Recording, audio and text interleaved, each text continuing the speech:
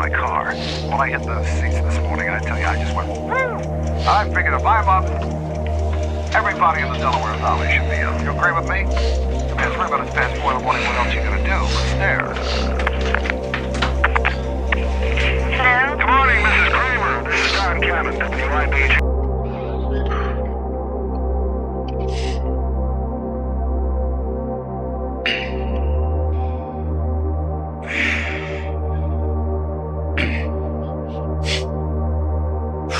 Because you had the talent to become a good fighter.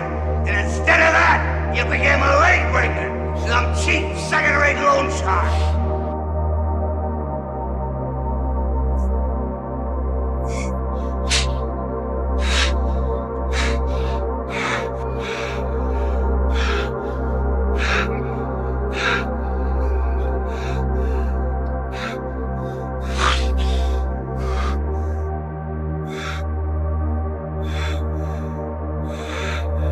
Let me tell you something you already know. The world ain't all sunshine and rainbows.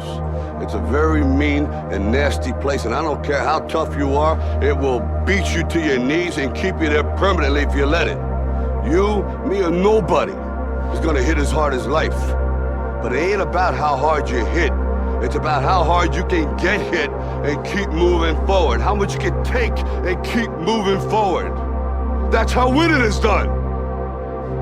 Now, if you know what you're worth, now go out and get what you're worth. But you gotta be willing to take the hits and not pointing fingers saying you ain't where you wanna be because of him or her or anybody. Cowards do that, and that ain't you. You're better than that. There you go. Right here, David.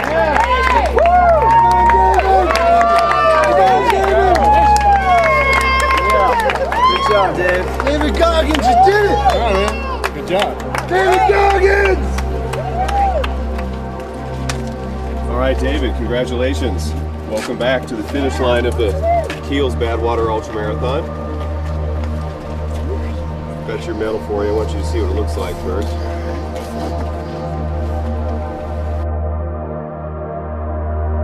So I said, if I can just walk one more mile after being in the worst shape of my entire life, this would change everything for me mentally going forward. From this kid who came from dirt and nothing, who couldn't read until he was a junior in high school, and is now here.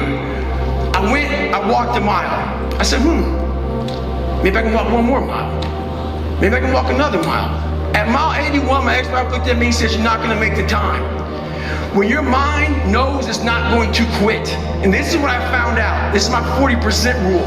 When your mind knows it's not going to quit, your body will adapt to whatever is in front of it. I ended up running 20 more miles. I did 101 miles in 19 hours and 6 minutes. And that one day changed, 19 hours. It wasn't SEAL training, it wasn't Ranger School, it wasn't Delta Force, it wasn't any of that crap I went through. It was this 19 hours and 6 minutes that forever changed my life to know that we as human beings are capable of anything. And we don't need any special kind of parents or tools to get there. So I end you with this. Don't stop when you're tired, stop when you're done.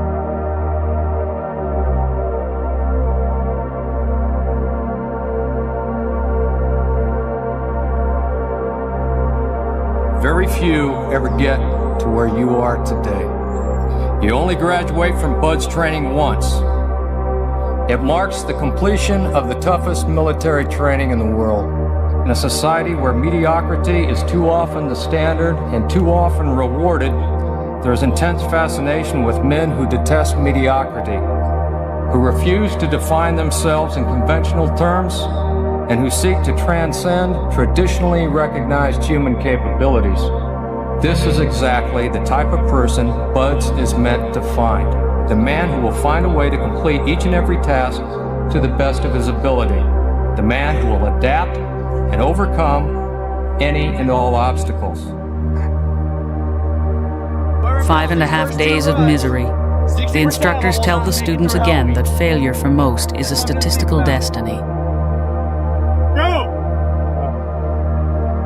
Any student unable to complete the 4-mile run in 32 minutes or less before Hell Week begins 2 weeks hence will be performance dropped from training. For half the class, this is their first time at Buds. For the rest, it is their second, third, and even fourth try. Paddling rafts in high surf is more difficult and dangerous than it might appear. Men can be smashed together in the boiling water, get hit by flying paddles, or become tangled up underneath the raft. In surf this big, the emphasis is on swim buddies sticking together and boat crews working together.